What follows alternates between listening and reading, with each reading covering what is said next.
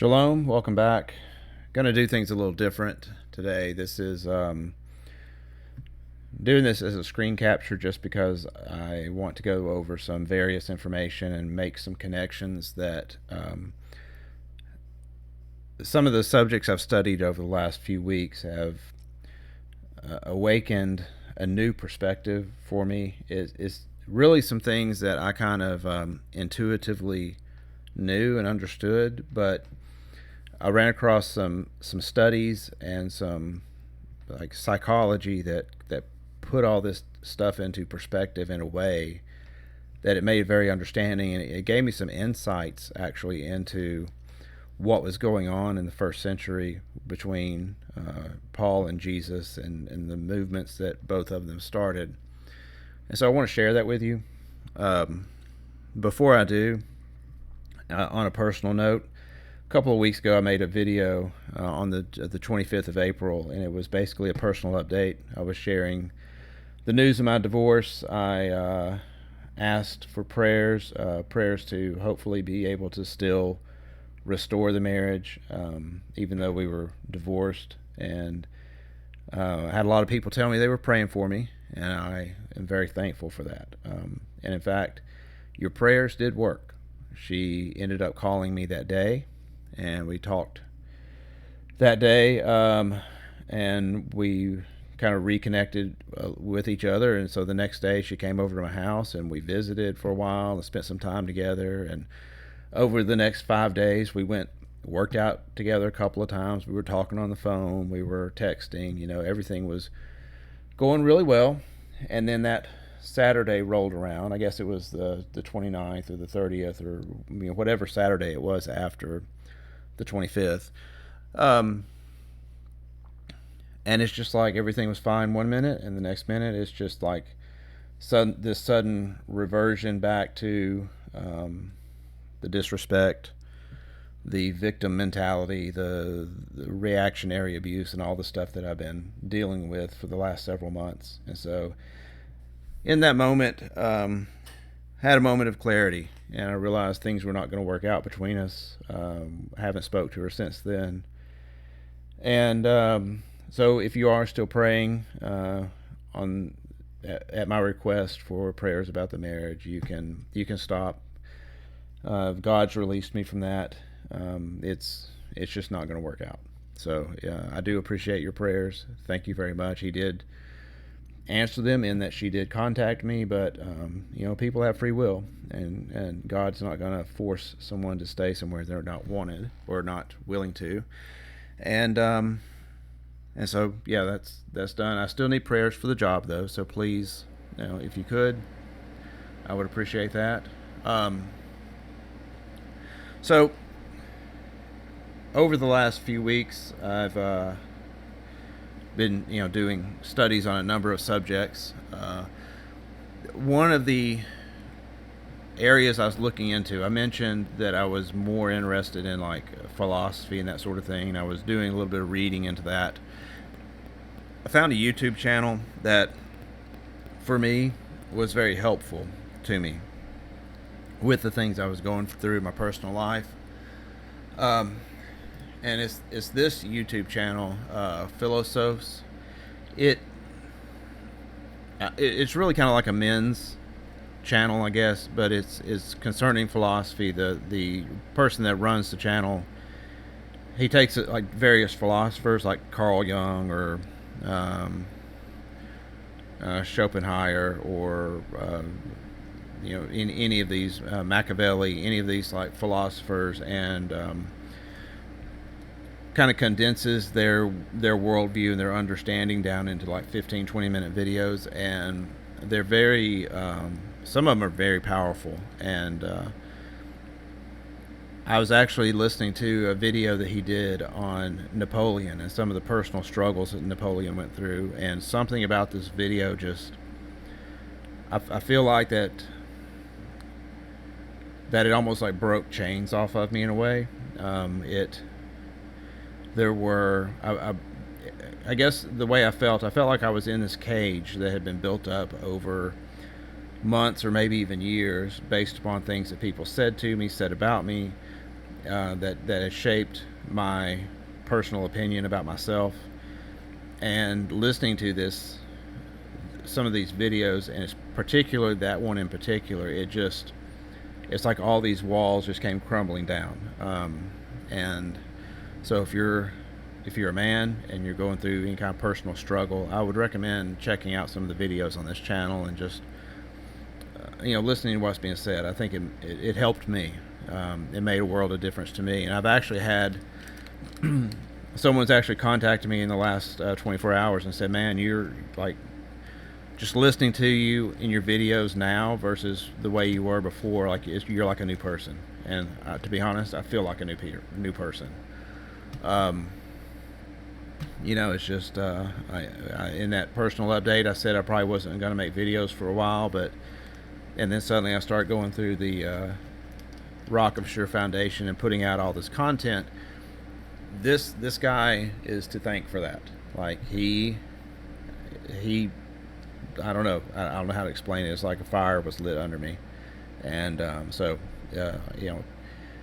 gentlemen, I would check out his channel, mostly just for like personal, like motivational type of reasoning, because he has a way of speaking for me, a way of like speaking to my soul, and I really appreciate the content that's on here. And that actually kind of leads me into another YouTube channel that I'm about to introduce, and I feel a little silly like bringing up this person's channel, because it's not, sometimes you find inspiration or you find information in the most unlikely place, and that's what happened with me.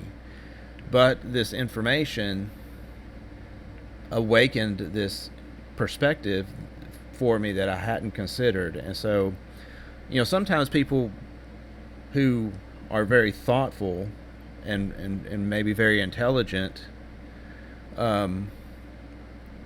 they specialize in a certain area, and then so you maybe follow this person because they're funny or they're entertaining, and then you realize that this person's actually pretty deep. They're actually pretty smart, and so that channel is this one, Hoe Math.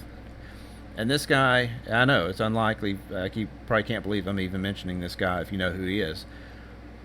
But what he does, he kind of made his niche. He became popular by making these really short videos where there'll be some woman on TikTok making these videos about how, I hate men. Why do men do this and do that and whatnot? And then he comes on and says, well, thank you for asking. Here's what's going on. You're doing this, and he sees it as this, and that's why he's acting this way. But if you want a different result, try doing this, and then and he kind of like he uses these like drawings and simple diagrams to explain where her perspective is off and why that's causing a dissonance with the man's perspective. And so what he does is he really kind of breaks down relationships and tries to help people understand and see why they're not understanding each other.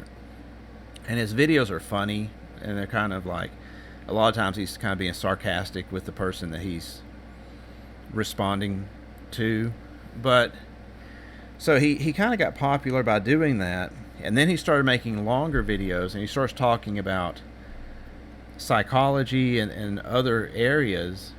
And I watched some of those videos, and I was like, man, this guy actually is pretty freaking smart. I have a different way of viewing the world, and at times it's hard for me to find people that I really relate to or connect with, because I perceive things very different. Like in a personality test, I'm an INFJ, which is the most rare personality type. And so that, by its very nature, I perceive the world a little different. And there's only been a few people that I've run across that I've really felt a connection to, like I think the same way they do. I read a book one time by a Austrian painter who is probably one of the most demonized persons in history, And when I read his book and heard his perspective on the things he believes, I realized that he was a man who thinks like I do. I felt an instant connection to him. I recognized that in him right away from his own words. And he's not this evil person he's been presented as. I think most people don't understand him. I'm not saying I necessarily share all of his opinions.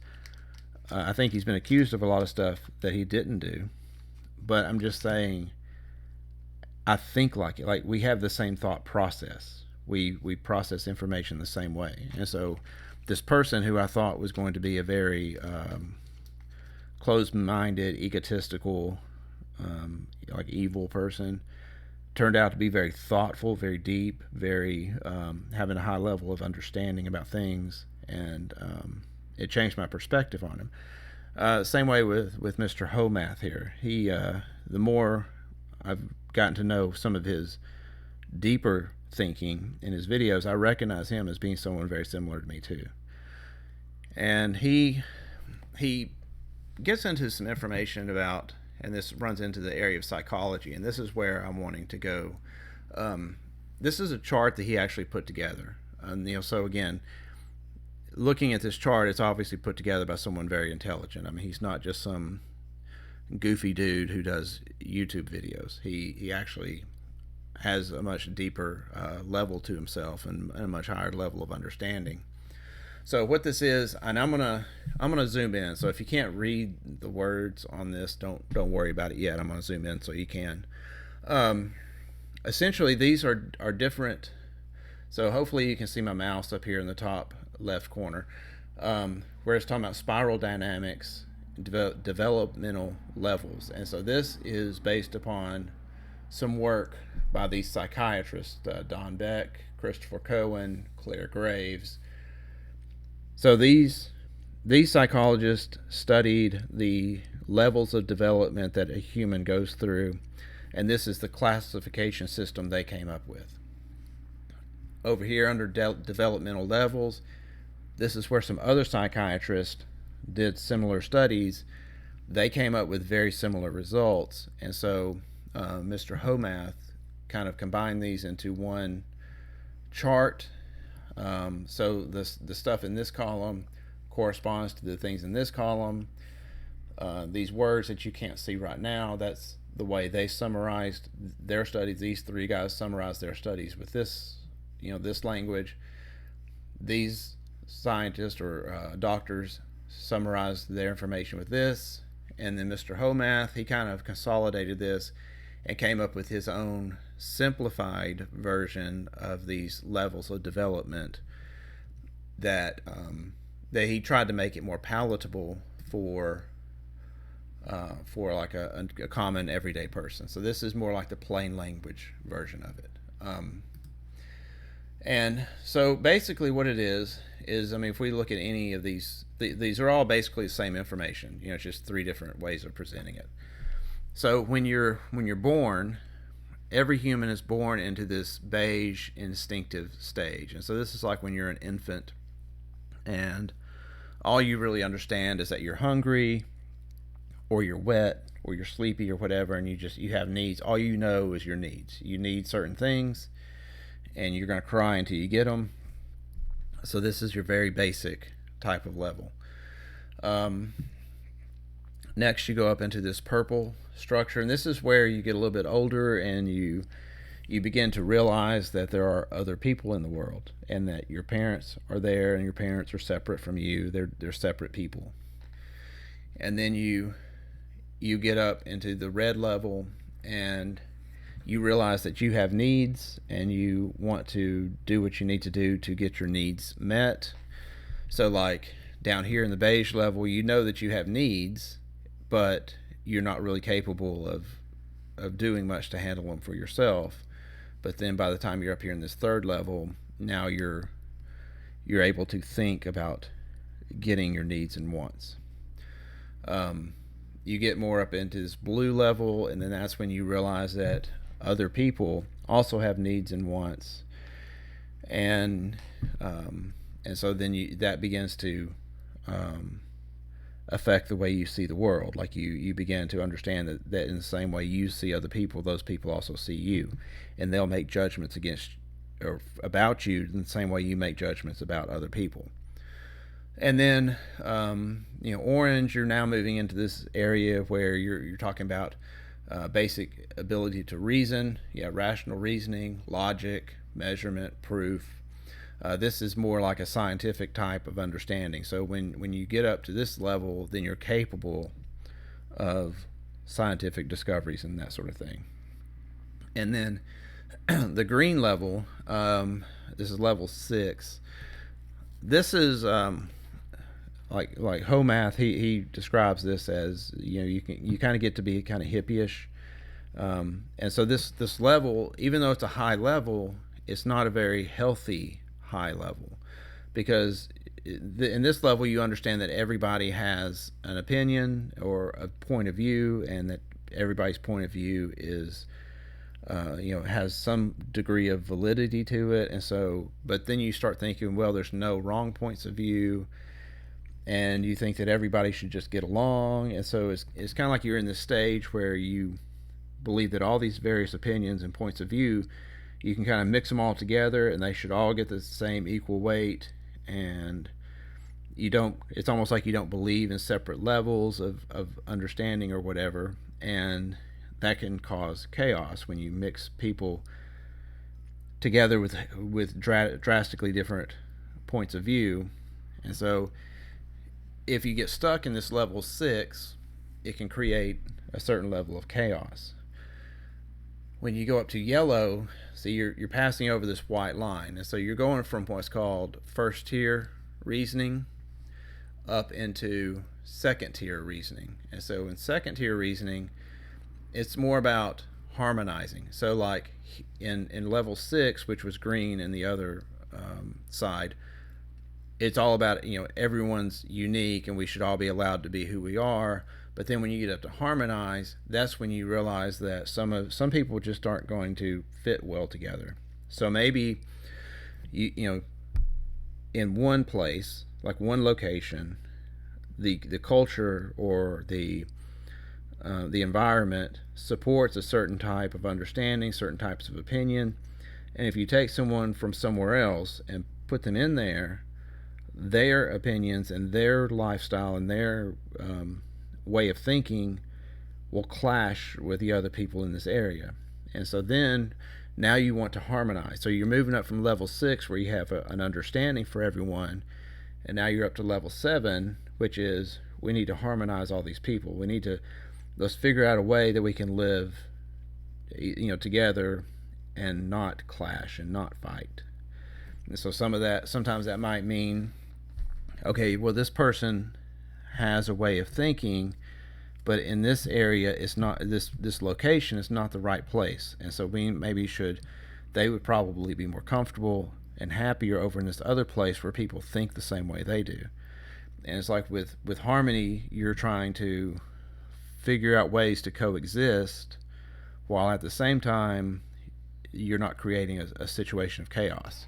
So if you just stick with level 6, and level 6 is the highest that you get, then you have chaotic type of situations, where with 7 you're moving into harmony. And then level 8 and level 9 are extremely rare, and these are the more high levels of understanding. Level 8, the world is too complex to control. Life is not a game, it's a show. You can't know for sure what will happen before you act. You can only learn and try. You can intend to do anything you want, and you can be as careful as you want, but to some degree you have to watch what happens and see how you feel about it. Life is an experiment. So then you get up to level 9, and it's this says it's an unpredictable world. Everything we do is a gesture or wish, especially over long stretches of time. Sometimes we're good at what we do and our wishes come true, or so we think for now. Sometimes not so much. Sometimes we don't even know. There's not always such a thing as is or is not, will or will not. This is a high level of understanding. This is where you understand that your thoughts and your will manifest itself in your actions, and that if you want a particular action, by changing your understanding, changing your perspective, you can change the outcome. Um, one like this one right here, level 8, accept experience without a need to respond. So sometimes this is something I've kind of grown into, is this accepting experience without need to respond, which is when someone shares an opinion, you don't necessarily have the need to respond to it. Sometimes people will say things to me, and I'm like, well, maybe I'm up on a higher level, and I remember when I was down here, and I thought that way, and because of that, I don't feel the need to respond, because I understand that I had this opinion when I was down here, and I grew and changed, and as I grew and changed, my opinion changed into what it is now. So for me to respond to their point of view or to their opinion may actually hinder their growth, and so therefore I'm like, okay, I understand, but it doesn't mean that I necessarily agree. Like, so I can disagree with somebody without having to voice that I disagree. Part of it is just because I um, anticipate that they're going to grow into that understanding. So as we progress through these various levels of development, like everyone starts off here and you progress upwards. Some people only progress so far. A lot of people will only progress up to this blue or red level, and some will get up to orange. Um, the higher up you go, it's much more rare. Like here, you can see that 99.9% of people um, can be in this, start off in this 100%, and then almost everyone gets up to this level, and then almost everyone gets up to opportunist. Um, Sometimes people can't progress just because of intelligence. Like if there's someone who has an IQ of like 60, they're probably not going to get much further than level 2, maybe possibly level 3, but that's about as far as they get. Um, you can have like physical limitations in the sense of like there's a limitation to your intelligence. So like Haiti, the average IQ in Haiti is around 60 or 65. So they're stuck in this structure of like magic voodoo type of understanding. You're not going to be able to take a Haitian with a 60 IQ and get them up to level 6. That's just not going to happen. They don't have the capacity to move up there. But a normal person, with an IQ, an average IQ of 100, should be able to at least reach orange, if not green. And when you're in this first tier, when you're in levels 1 through 6, it's either difficult or maybe even impossible for you to see the other levels. So when you're in like level 4, you can't understand someone in level 5. You might be able to understand someone in level 3, but you can't really see it as a separate level. But someone could be in like level 5, and the only way you can really relate to them as someone in level 4 is to look below you, and you may place that person down here because you don't understand their perspective, because their perspective is above yours. When you get up to level 7, then you get to where you can you can actually see all of the levels below you, and you can, in fact, when I was listening to Mr. Hoe Math and describing all these various levels, and he was talking about the various processes you go through as you move up, I was sitting here and I was thinking, oh yeah, I remember when I thought like that. I remember when I was a teenager, I thought I was big time on belong.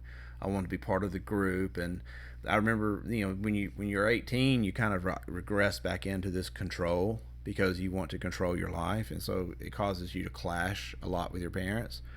So it's like as a teenager, you can develop your way up here, but then if you get to be like in that period when you're like 18, 19 years old and you want your own life, you want to control your own life, you don't want to listen to your parents, you can revert back down here to control. And so, and that's usually temporary, and then you eventually, move back up.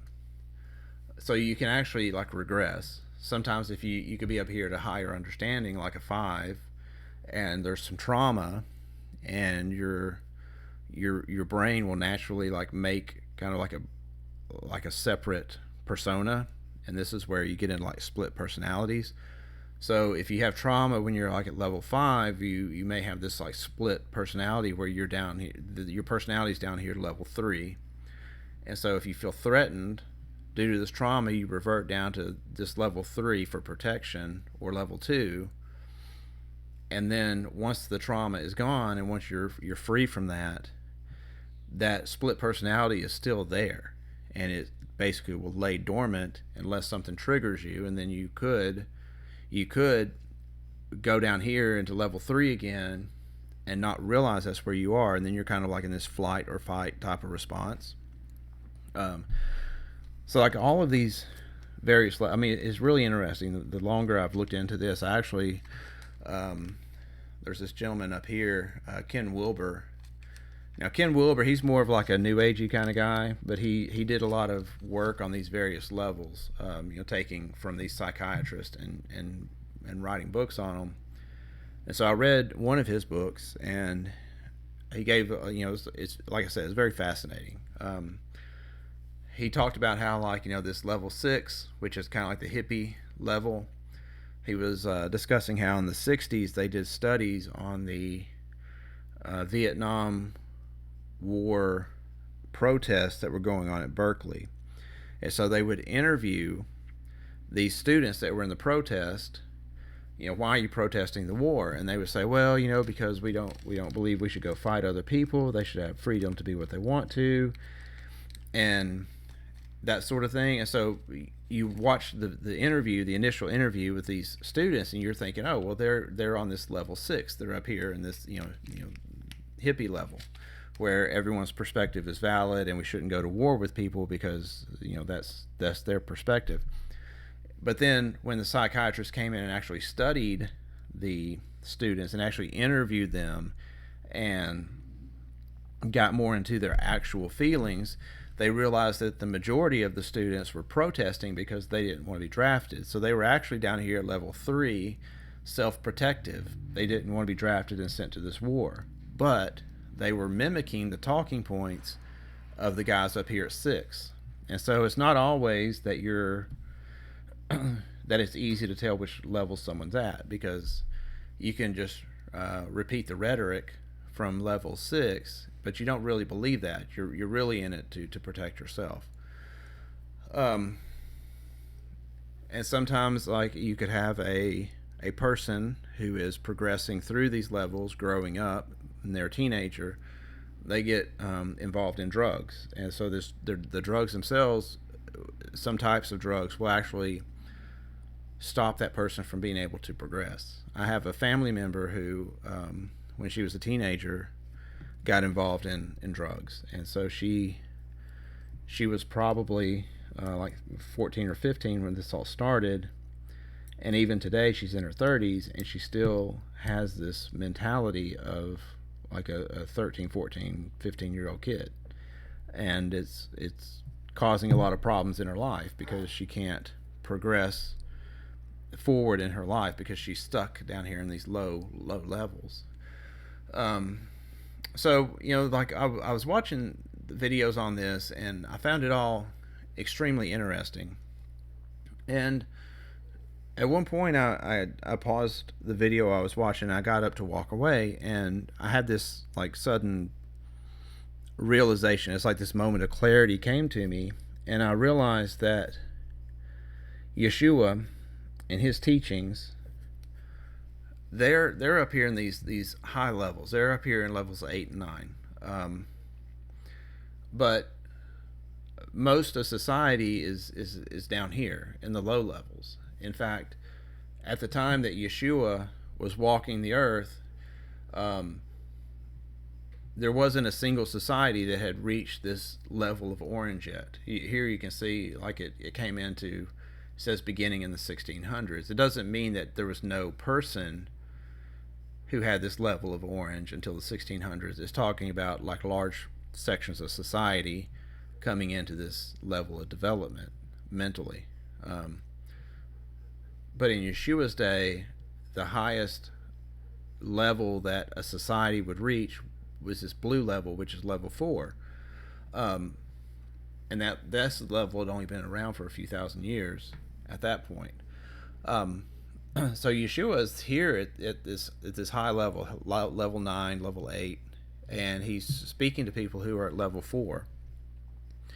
And for them, this would have been revolutionary. This would explain why they were amazed at his teachings, because he was speaking from such a high level.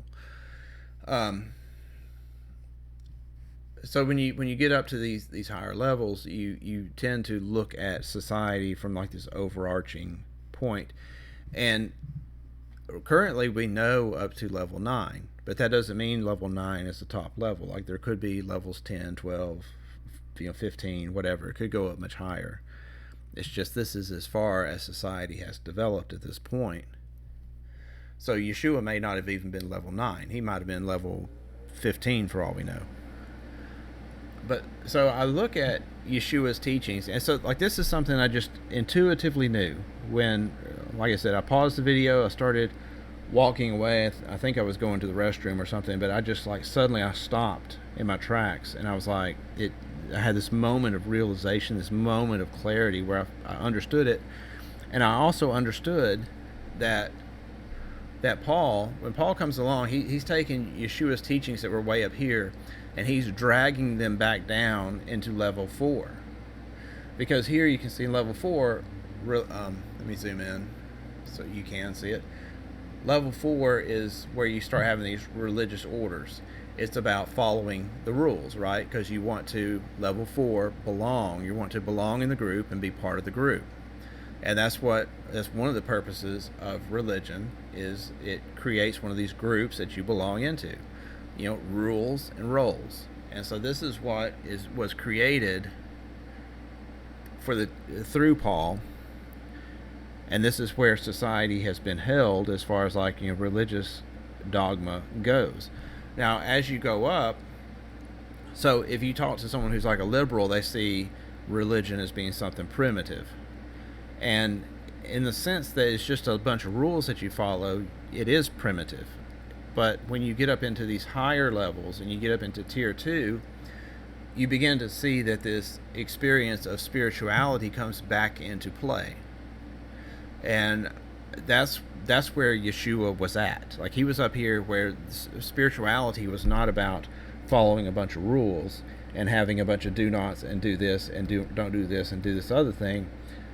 When you get up to these levels 8 and 9, or even level 7, you now can begin to have like these, you look for more like personal interactions with the divinity. In a lot of my videos, you know, I'm always talking about my own personal interactions I've had with the Holy Spirit, and how to really make it real, you have to have those experiences. You should be seeking after those experiences. You should be looking to God for direction. And it's not, whereas people down here, they look to the Bible for direction because that's what they understand. They understand just, you know, opening up a Bible, opening up the book, seeing what it says, and just following that. One of the things that we talked about under Yahweh's justice and righteousness was with Professor Mendenhall. He's saying the 10 Commandments was not meant to be just a list of rules. It was meant to be standards by which you should hold yourself to. So if you're worthy to be in a covenant with the Creator, these are the types of morals, the types of a code of conduct, code of morality that you should have.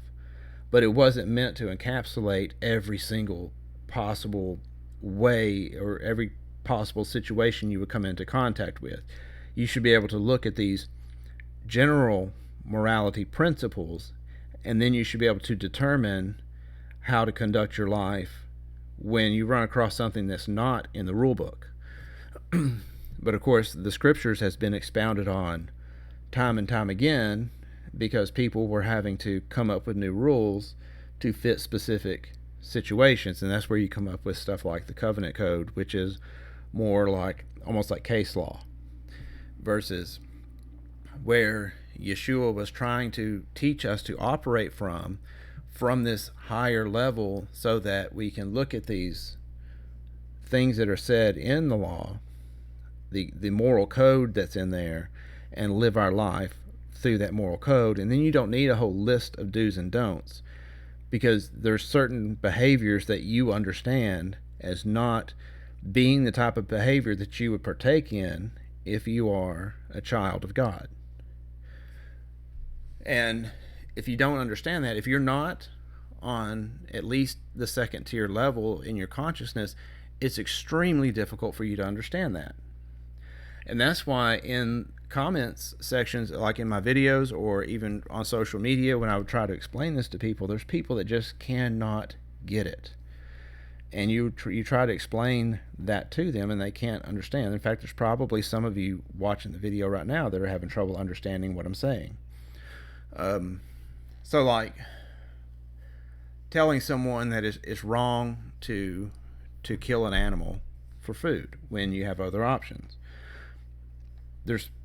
In the arguments usually center around this blue mentality, going, religious orders, going back to the rules in the book. And so well, over here it says, you can eat this animal, you can eat that animal, or whatever, in the book of Leviticus. Or then here's this example of this person sacrificing an animal. And so they try to debunk you by pointing to the rules in the book. And they, of course, disregard, Genesis 1:29, where God says in the Garden of Eden that we're to eat a vegetarian diet.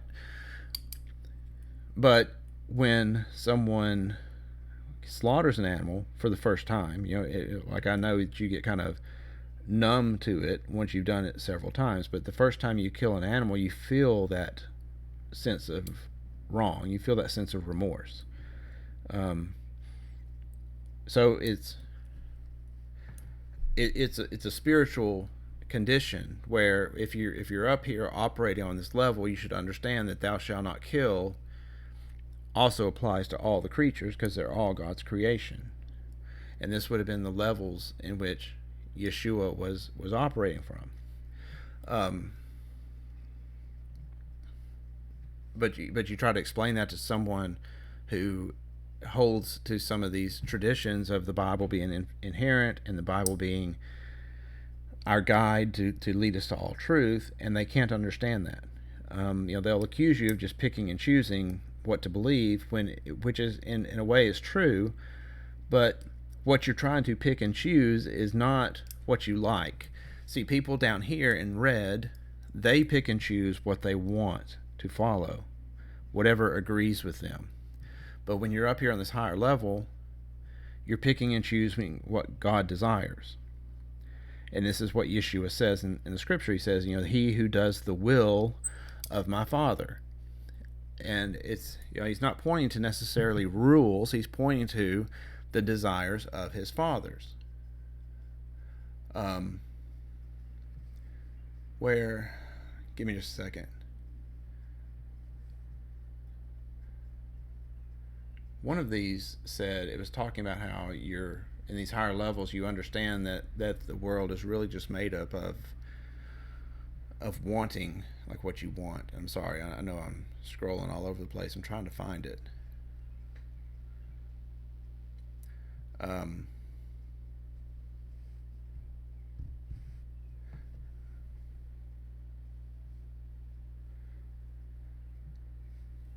I know it's in here somewhere. I don't know why I can't see it, but I know it's based upon desires. The world is built upon desires, and so you're whatever you desire is what you manifest. And I'm sorry, I'm just not seeing it. I know I saw it earlier, But that's what we see Yeshua doing. He's following the will of his Father. He's not following a set of rules. That's why he can go in to the Sermon on the Mount and he can say things like, you've heard it said, eye for an eye, tooth for a tooth, but I tell you, forgive your brother. What Yeshua is pulling from is he's pulling from this desire to follow the will of the Father. Your will, not my will, in other words. So I just went through very briefly, and I'm hoping this kind of illustrates the point. Here it is in level 9. In an unpredictable world, everything we do is only a gesture or a wish, especially over long stretches of time. Sometimes we're good at what we do and our wishes come true, or so we think, for now. Sometimes not so much. Sometimes we don't even know. There is not always such a thing as is or is not or will not. There is only seems to me or not or both or neither. So when you get up to this level 9, you understand that the will is made, the world is made of these wills and wishes, and we get to choose which will we follow. Do we follow our will or the will of God? And when I read, this is section or level 9, and to me this sounds like the way Yeshua thinks. Like he thinks from this level. And just going through, I just started at the Sermon on the Mount and found some examples. Blessed are the poor, for theirs is the kingdom of heaven. Blessed are those who wait. Blessed are the meek. Blessed are those who hunger and thirst. See, these are their wishes, their desires. You're hungering, thirsting after justice, but you'll be satisfied. See, when you have the right mindset, you receive the right reward. And so Yeshua is speaking from this understanding of level 9. It's not about a bunch of do's and don'ts. You are the salt of the earth, but if the salt has been neutralized in regard to its flavor, how shall it be salted? It is then good for nothing but to be cast outside and trodden underfoot. You are the light of the world. You cannot hide a city located on a hill. Neither do men light a lamp and put it in a hidden place where it cannot shine. But they put it on a lampstand, and it shines on all who are in the house. Even so, let your light shine before every man, that they may see your good works and honor your Father. Here at the bottom of this explanation, we are not what we do or what we make. We are the watchers of the doing and the becoming. I'm not the main character. I'm just the spotlight. You're the light. What is revealed is what I illuminate. It's so crazy to me that this description of level 9 is reflecting what Yeshua said up here. You are the light. Let your light shine before men.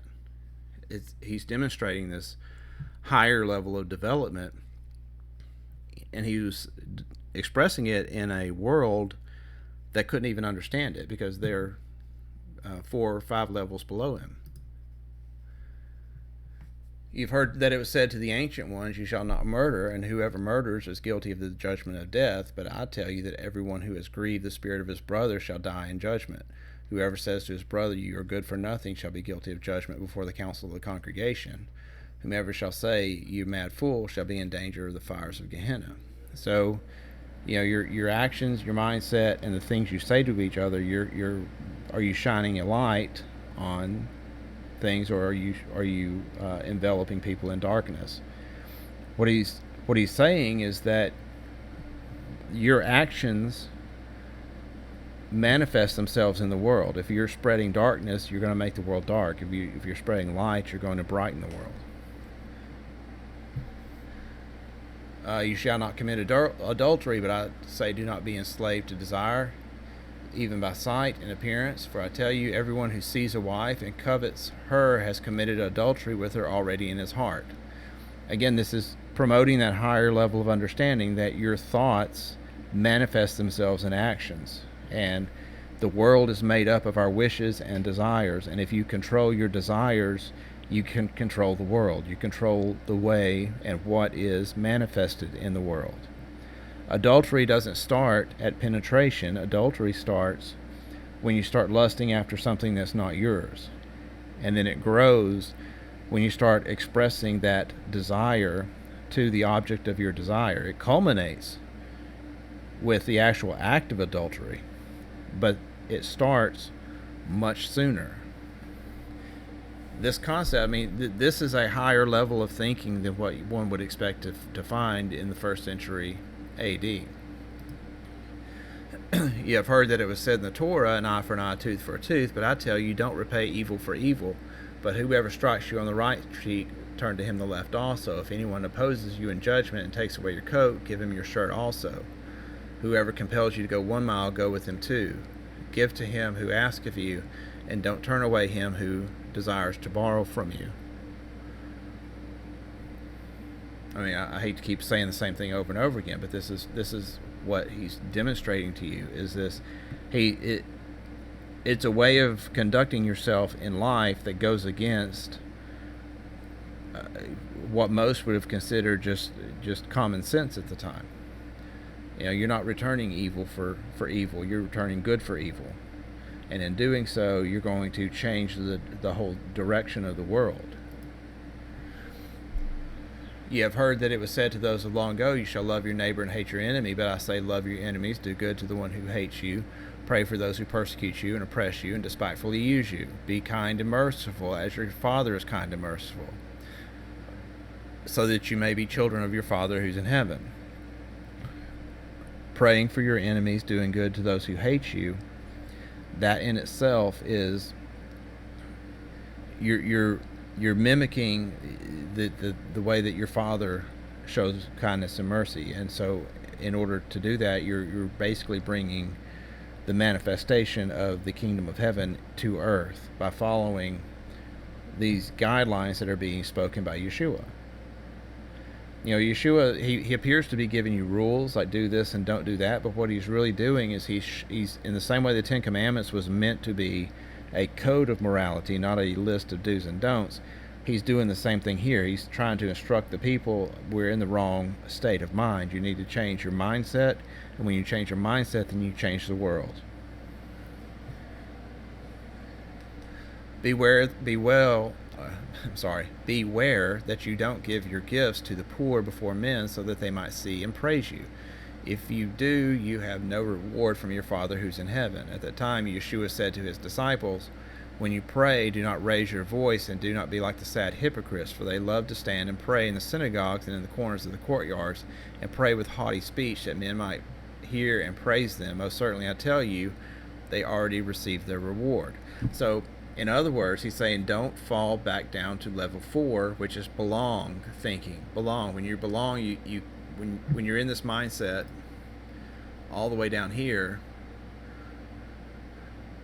you know, the point of this is what you're trying to do is you're trying to fit in with your order. You're following these rules and roles, and you're looking out for your own desires to be accepted and to be seen by men. Don't fall into this level 4 thinking.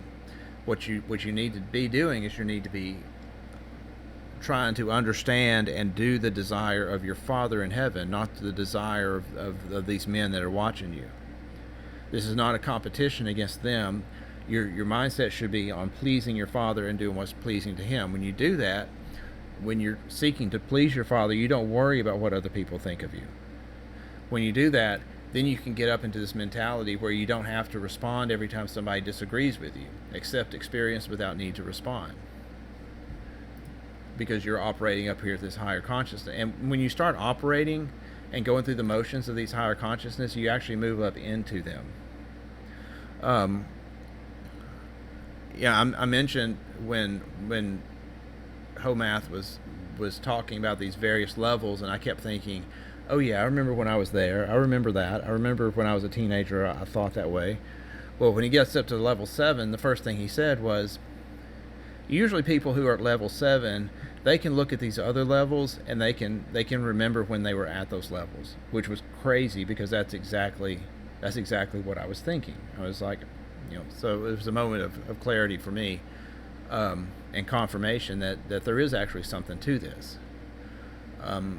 So how do you move up in levels? Well, the way you move up is by spending time thinking on understanding other people's perspectives. So like if you see someone's actions don't line up with their words, then sometimes if you sit there and you think about it and you're like, okay, why did they do this thing? Why did they do this thing when they really want to do this other thing?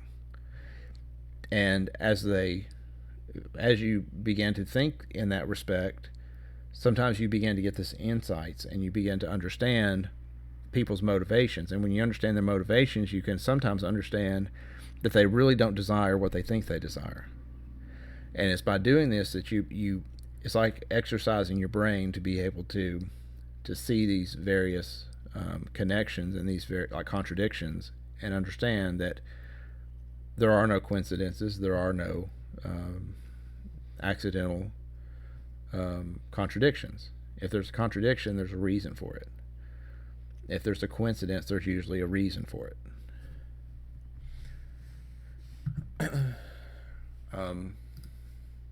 Matthew 5:14, for if you forgive men their sins, your heavenly Father will also forgive your sins. But if you don't forgive others, neither will your Father forgive your sins. So again, is this rules that we have to follow, or is this about doing the will of your Father? This is what your Father desires, because your Father desires that you do this. When you do it, He's going to do this in return for you. Yeshua's words are changing your perspective from level 4 to at least level 7. He was trying to get his society progressed up into a better level of understanding. And I honestly think that this is why, like a lot of the churches now, most people, most of society, even today, are still at that level 5 of understanding. And so, on one hand, it's very attractive to them to just have this list of rules and for life to be the way that they think it is. To you just follow the rules and responsibilities, and you're going to be granted salvation. But that shouldn't be the end goal. Like, you have to push past that comfort level to bring yourself up to the level that Yeshua obviously desires us to be at, where we can understand the deeper things. The point is not to follow a bunch of rules. The point is to do the will of your Father in heaven. Let your will be done on earth as it is in heaven. The lamp of the body is your eyes. If therefore your eyes look straight ahead, then your body shall not be in the dark, but shall be full of light. But if your eye grows dim, your whole body shall become dark. And if the light that is in you becomes darkness, all your ways will be dark. Again, your thoughts manifest in your ways. What is revealed is what I illuminate. If we want better world and better life, we have to learn where and how to shine the light. And no, this is not Illuminati stuff. This is just like it's the same way of demonstrating what is being intended in this level with the way that our actions go. Matthew 5:24. At that time, Yeshua said to his disciples, "No one can serve two masters, for either he will hate the one and love the other, or else he will honor the one and despise the other. You can't serve both God and mammon." Again, you can't have the contradictions. Life is not. If there's contradictions, then there's a reason for the contradictions. You have to bring your entire life into alignment. Otherwise, you're serving two masters. Therefore I tell you, don't be anxious for your souls and what you shall eat or what you shall drink, nor for your bodies and what you will wear, because the soul is more than food and the body more than clothing. And I would say, like, if you're anxious for these things, then you're going to end up manifesting this. Your anxiety is coming from a mindset of lack, and I'm not trying to promote some type of new agey type of understanding, but if you are anxious, then in your mind you're in a position of lack, and you're going to spend your time in a physical condition of lack, versus allowing your Father and trusting your Father to supply your needs, and then there is no lack. Judge not, and you shall not be judged. Condemn not, you shall not be condemned. For with whatever judgment you judge, and with whatever measure you use, will be measured to you also. And why do you see the splinter in your brother's eye, and do not see the beam that's in your own eyes? Or how do you say that to your fellow man, permit me to remove the splinter from your eye, and behold, the beam is in your own eye? You hypocrite, first remove the beam out of your own eyes, and then you can see clearly to remove the splinter out of your own eye, your fellow man's eyes. Again, this passage is not about don't judge. It's about don't be a hypocrite. And don't judge someone for doing something minor when you do something major. If you intrude upon somebody in a major way, but then someone intrudes upon you in a minor way, don't judge that person for their minor offense when you yourself are creating or committing major offenses. So I said earlier that Paul and Paul's mindset and Paul's teachings, they were meant or intended to drag people down to this level 3. So Paul was typically, from what I can tell, operating on level 3. I think that his churches usually operate on level 4, which is this whole rules and roles. But Paul, he spoke against rules. He said the law is done away with. There are no rules. So Paul's dragging you down here to the red level. I do believe that caused chaos within the church, and you see that even Paul at times he comes back and tries to reestablish the rules because people are committing adultery and all kind of crazy stuff in his congregations. And the same thing probably is happening in the churches because the churches tend to operate in this blue level. But Paul's definitely coming in at this impulsive red level. Do what you want, take what you want, get your way no matter what. Climb the ranks of power, obtain power and glory, be worshipped as a hero. So, does this align with Paul? To the Jews I became as a Jew that I might gain Jews. To those who are under the law, as under the law, that I might gain those who are under the law. To those who are without the law, that I might win those who are without law. So he goes on, and why? Why did he do it? So that I might be a joint partaker of it, so that he may get a reward for his work. So he's essentially deceiving people by misrepresenting himself. But for him, in his mind, it's a positive quality. And why is it a positive quality? Because he's down here on level 3, where everything it's egocentric, it's self-interested, self-protective. Might makes right. Others seen mainly as a means to an end, not individuals with their own self-interest. So he doesn't care about the self-interest of these people. They're a means to an end. He has to win the race. Don't you know that those who run the race all run, but one receives the prize? Run like that you may win. Every man who strives in the games exercises self-control in all things. They do it to win a corruptible crown, but we an incorruptible. I therefore run like that, as not uncertainty. I fight like that, as not beating the air, but I beat my body and bring it into submission, lest by any means, after I preach to others, I myself should be rejected. Again, he's doing everything he does to win. It's all about self-interest, self-protection. Might makes right. For if the truth of God through my lie abounded to his glory, why am I being judged as a sinner? Why am I being judged for lying in order to win? And so then, like when he's being judged, he tries to revert back to this, projection on the others. There is no one righteous, no, not one. So he's saying, well, these people aren't righteous either. He's, I don't know if it's projection or I think there's another word for it, but he's essentially saying I can't be judged. So, because they're just as unrighteous as I am, because we're all unrighteous. Are we better than they? No, not in any way, for we previously warned both Jews and Greeks that they're under sin. As is written, there's no one righteous, no, not one. You shall not muzzle the axe while it treads the grain. Is it for the oxen that God cares, or does he say it assuredly for our sake?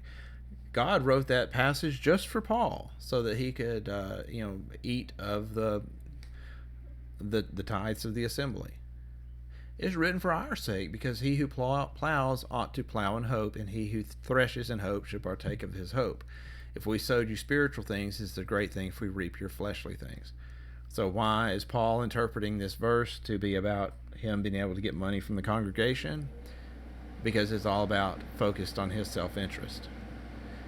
Focus, and the church never questions it. They don't question his motives because they themselves are operating in the same area of the levels 3 and 4. So so all of this, really, the whole like summary is just to say that if we truly understand Yeshua's message, if we truly understand the method that he's trying to teach us to bring us up here to these levels, and he's viewing life from these upper levels, and you yourself are staying down here, you're not going to understand his message. And I've had people before and speak about some of the things I talk about. So I have like new listeners come in, and the new listeners are like, this isn't making sense, or they start arguing about it. I've actually had listeners that have been with me for a while get in the comments and say, stick around for a little while, it'll make sense. You have to, it's going to take a while, but if you continue listening to what he says, eventually these things will make sense, and eventually they do. And I think what happens is it helps you to make progress along these various levels to where you get up here where you can understand. I've told the story numerous times on here where when I first prayed to God for understanding, I was basically just a normal, Christian, like a, pig-eating, Bible believing but not Bible reading Christian, and so he began to instruct me, and he took me through various. I've even said he took me through different stages, without even completely understanding these levels. But now I look back on it and I understand that that's exactly what he was doing. He was taking me when I was at these lower levels and giving me the information I needed to move up in these levels. And so eventually I got, right now I'm pretty much on level 7. There's websites you can go to have your level checked. Where is it? Right here. So these are the various categories in which you can have the levels checked, and then so like my overall level is a 7. For change I hit a level 8, and I think that's mostly because God took me through so many changes to these various levels of understanding that now it's a lot easier for me to change. I did get a 6 on rules, but I think the reason for this is because I didn't take my time with the answers. I did all of these 4 in one day, and by the time I got to rules, I was tired of answering questions, so I wasn't very thorough in my answers. I think if I retook it and was more thorough, I probably would get a 7 there too. I did personal agency the next day, and I got a 7 on it. So yeah, I mean, overall, that's where I'm at, and it's just getting to this area. You have to be here to really be able to comprehend the stuff up here, and even level 9, like it was hard for me to really understand what that meant until I looked at Yeshua's teachings, and then I can see where he was taking us. He's not taking you to this understanding of just having a book to follow. That's why he says he was going to send the Spirit to lead us to truth, because when you have the Holy Spirit, that tells you how to conduct yourself in your life without having to go back and refer to a book. That the book itself has some things in it that are probably not 100% reliable. So anyway, I hope I haven't totally confused everybody, and you guys probably already thought I was crazy, so I don't know that you could think I'm more crazy than I was. But yeah, so this is something I've been looking at for the last week, and I thought I'd take a chance and just see if I couldn't share it with you in a way that was understandable. It's not something I feel like I fully understand or fully know. in order to really know something well enough to teach, you have to know it pretty well. And I'm not really there yet, but hopefully it gave you a little bit of understanding. I'm going to put a couple of links in the description to a couple of these videos from Hoe Math where he actually goes into his description of it, and he uses diagrams and pictures and stuff, and I think it's easier to understand from his perspective. But if you were to take that and then with the information I shared about Yeshua, then maybe it'll make more sense. But the thing with him is he studies this and he applies it to relationships. I take this, like when I had it presented to me, I applied it to spirituality. But you could just as easily apply this to political socio-political type of issues. In fact, this book by Ken Wilber, the name of the book I read was The Theory of Everything. And the reason is because this stuff, you can really apply it to almost anything. And any type of industry, any type of like environment, whether it's culture or whether it's like your own personal thoughts, like every one of these things that like people, a human being, every single human being goes through these levels and progresses up through all these levels. You may not, some people get further up than others, but you all start at one and we all move up. But then society also starts at one and society also moves up. And so right now our society is in this position where green is more or less in control, and the people that are in blue are objecting because green thinks that blue is kind of rule based, and so that's where law and order comes from. Well, green wants to do away with law and order. Green would be more like the liberal minded people, blue is more of the conservative minded people. And then as far as orange goes, both liberals and conservatives fall into orange. But blue is a healthy level. That's why societies that have rules and regulations, they're healthy. Green is an unhealthy level. What you want to do when you get to green is you want to get up here into the second tier thinking. The second tier thinking is healthy, but you have to go through this chaotic green level, and there's a lot of people that are stuck in green. If we could get people somehow to progress into yellow up until second tier, then society could actually transform into a way that's harmonious. But right now there's a lack of harmony in society because the people who are in level 6 don't want to go up to 7. They're fighting to hold on to level 6. They're trying to tear apart the societal conventions that were produced for level 4, and it's causing chaos. So if level 6 doesn't go up to level 7, then the chaos is going to continue. And it really is a theory of everything. It explains so much of what's going on in the world. So anyway, hope this has been a blessing to you. Hopefully you don't think I'm too crazy for bringing all this up, but it's something that's really exciting to me. So if I've presented it, hopefully you're excited about it.